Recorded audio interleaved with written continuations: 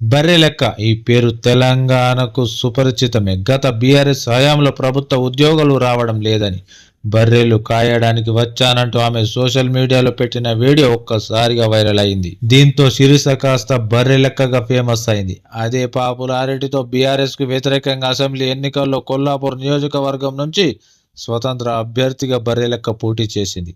ఆమెకు మద్దతుగా చాలా మంది నిలిచారు. ఆర్థిక సాయం సైతం చేశారు. పెళ్ళాక ప్రస్తుతం సైలెంట్ అయిన బర్రెలక్క తాజాగా మరో వీడియో పోస్టు చేసింది. తనపై వస్తున్న ట్రోల్స్ పై కంటతడి పెట్టుకున్న ఆమె తెలంగాణ ఎన్నికలు ముగిసిన తర్వాత నుంచి తనపై ట్రోల్స్ వస్తున్నాయని, తన పెళ్లి పైన ట్రోల్స్ వస్తున్నాయని ఆవేదన వ్యక్తం చేసింది. నేను ఏం తప్పు చేశాను అంటూ ప్రశ్నించింది. కర్మ ఎవరిని వదిలిపెట్టదని ఆవేదన వ్యక్తం చేసింది. తెలంగాణ ఎన్నికల్లో స్వతంత్రంగా పోటీ చేసిన బర్రెలక్క ఆలియాస్ శిరీష సంచలన వీడియోలో విడుదల చేసింది. తనపై వస్తున్న ట్రోల్స్ పై కంటతడి పెట్టుకుంది. తెలంగాణ ఎన్నికలు ముగిసిన తర్వాత నుంచి తనపై ట్రోల్స్ వస్తున్నాయని, తన పెళ్లిపైన ట్రోల్స్ చేస్తున్నారని ఆవేదన వ్యక్తం చేసింది.